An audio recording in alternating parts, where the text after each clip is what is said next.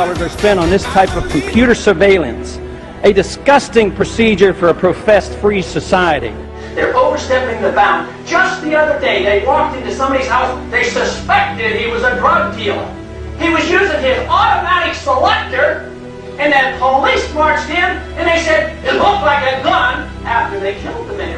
In America! Is that what America's all about? I'd say no. We want privacy. Less government for individual liberty, get the government off our backs, a more sensible foreign policy. I'm very disappointed that so far in this Congress we have not yet seen any sincere effort to cut any spending. There's something wrong here that could and should be adjusted with decreased spending, not raising taxes, and not further robbing the Social Security Trust Fund. The more we threaten, the more we intimidate, the more we want to bomb people, the more we're leading into another fiasco like Vietnam. We trade with Vietnam now. That's a much better way than trying to impose our will on Vietnam by going over there and dropping bombs. So I would say that this just points out again that we have a very, very poor foreign policy in the Middle East. I wish the Congress would address the unconstitutionality of presidents waging war. That, to me, is a lot more serious than Monica Lewinsky, let me tell you. The corporations are in bed with the government. Peace and harmony can never be achieved by bombs and intimidation. Mr. Speaker, over the last 3 to 4 years, I've come to the floor on numerous occasions trying to sound a warning about both our foreign policy and our monetary policy. The cause is the Federal Reserve. The cause is the problem is the Federal Reserve has been granted authority that is unconstitutional to go and counterfeit money.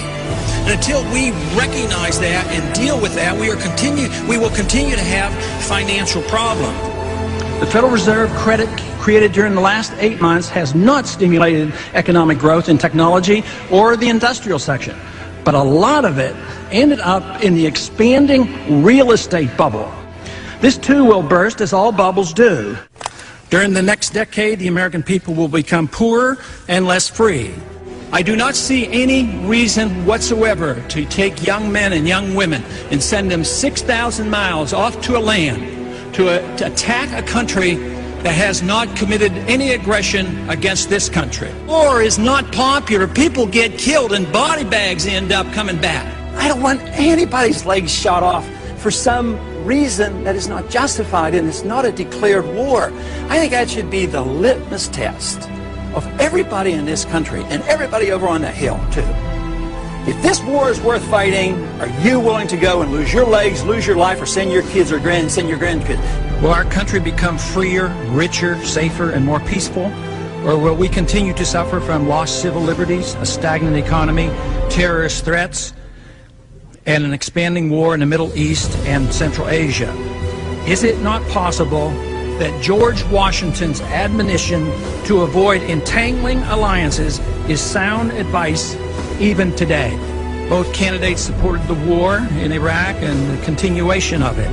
Both supported the Patriot Act and its controversial attack on personal privacy. The true patriot will repeal the Patriot Act, is what they will do. Both candidates supported increased spending in almost all categories. I'm the most conservative member here. I have voted, against more spending and wasting government than anybody else. Freedom, prosperity, and peace. Just come home. We just marched in.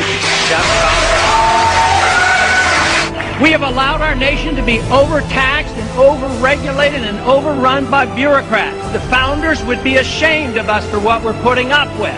A system designed to protect individual liberty will have no punishments for any group and no privileges. Today, I think inner city folks and minorities are punished unfairly in the war on drugs. I think this is not a consequence of free markets. What's happening is there's a transfer of wealth from the poor and the middle class to the wealthy. This comes about because of a monetary system that we have.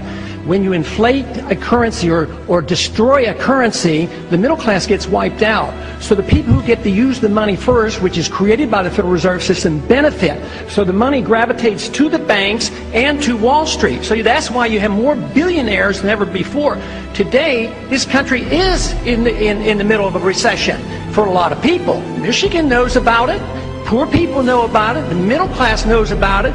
Wall Street doesn't know about it. Washington, D.C. doesn't know about it, but it's because of the monetary system and the excessive spending. As long as we live beyond our means, we are destined to live beneath our means, and we have lived beyond our means because we are financing a foreign policy that is so extravagant and beyond what we can control, as well as the spending here at home, and we're depending on the creation of money out of thin air, which is nothing more than debasement of the currency. It's counterfeit, and it is a natural, predictable consequence that you're going to have people benefit from it and other people suffer.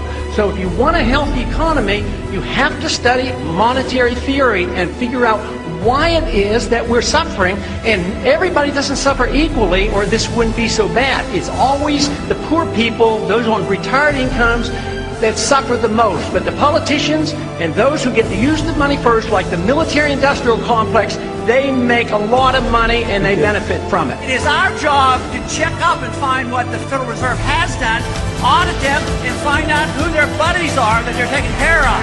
It's trillions of dollars we're spending on